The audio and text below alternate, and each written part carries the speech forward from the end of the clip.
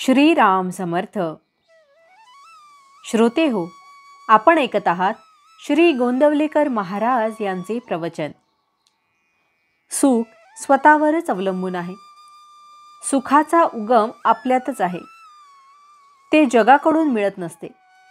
मनुष्य जगाकडून सुख मिळवण्याचा प्रयत्न करतो, पण ते त्याला मिळत नाही. याचे कारण असे की सुख बाहेरून मिळवायचे नसून स्वतःकडून मिळवायचे असते. आपण आहो तिथपर्यंत जग आहे अशा अर्थाची म्हण आहे. जगाचे अस्तित्व आपल्या अस्तित्वावर अवलंबून असते. समजा आपल्या घरात विजेचे दिवे आहेत. ते बटन दाबल्याबरोबर लागतात. पण जर का त्या विजेच्या उगमाच्याच ठिकाणी बिघाड झाला तर घरातले बटन दाबून दिवे लागणार नाहीत. फार काय, पण घरातील दिव्याची दुरुस्ती करण्याचा प्रयत्न केला तरी मूळ ठिकाणच्या बिघाडाची दुरुस्ती होईपर्यंत काही उपयोग होत नाही. त्याप्रमाणे आपल्या स्वतःमध्ये सुधारणा झाल्याशिवाय बाहेरून सुख मिळणार नाही. समुद्र सर्व पृथ्वीच्या पाठीवर दूरवर पसरलेला आहे. पण असे कधी झाले आहे का की अमुक एका ठिकाणचे पाणी कमी खारट आहे? तसे जगात कुठेही गेले तरी सुखाच्या बाबतीत अनुभव सारखाच येणार. म्हणजे सुख जगावर अवलंबून नसून स्वतःवरच आहे. त्याला उपाय म्हणजे स्वतःची सुधारणा करणे हा आहे. आता ही सुधारणा कशी करायची? ईश्वराने मनुष्याला बरे वाईट जाणण्याची बुद्धी दिलेली आहे. ती इतर प्राण्यांना नाही. त्या बुद्धीचा पुरेपूर उपयोग करून आपण वाईट गोष्टी करण्याचे टाळावे आणि चांगल्या गोष्टी करण्याचा प्रयत्न करावा.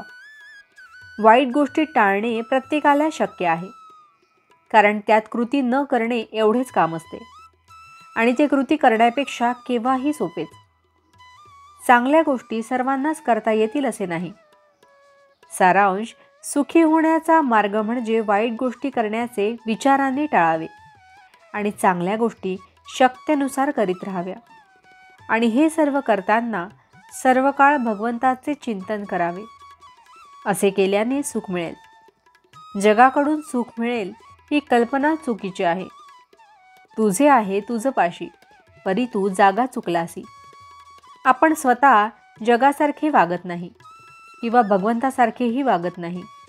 मग जगाने आपल्यासारखे वागावे असे आपण का म्हणावे? गीतेमध्ये भगवान सांगतात की मन हे मीच आहे. भगवंता वाचून मनाची तयारी होणार नाही. म्हणून आपण भगवंताला घट्ट धरावे आणि मग समाधानात राहावे. भगवंताचे सदा सर्व काळ स्मरण ठेवावे आणि वृत्ती स्थिर राखावी. वृत्ती स्थिर झाली की त्याच्या मागोमाग समाधान येतेच येते. भावार्थ, आपल्याला हव्या त्या गोष्टी देण्यामध्ये भगवंताची खरी कृपा नसून असेल त्या परिस्थितीमध्ये आपले समाधान टिकणे ही त्याची खरी कृपा होय. जानकी जीवन स्मरण जय जय राम. महारुद्र हनुमान की जय. समर्थ रामदास स्वामी महाराज की जय. सब संतन की जय. श्री अनंत कोटि ब्रह्मांड नायक राजाधिराज सच्चिदानंद सद्गुरु श्री ब्रह्म चैतन्य महाराज की जय. जय जय रघुवीर समर्थ. आता आपण 13 वेळा नामस्मरण करूया. श्रीराम जय राम जय जय राम. श्रीराम जय राम जय जय राम. श्रीराम जय राम जय जय राम. श्रीराम जय राम जय जय राम. श्रीराम जय राम जय जय राम. श्रीराम जय राम जय जय राम. श्रीराम जय राम जय जय राम.